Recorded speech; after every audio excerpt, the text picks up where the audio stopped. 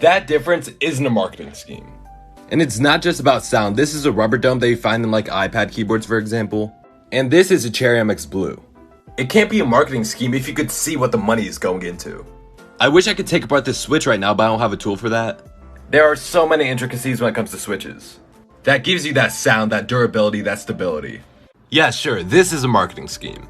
Because it's obviously low quality and they're just using buzzwords like mechanical to make it sound a little bit better than it actually is. But this, that's not.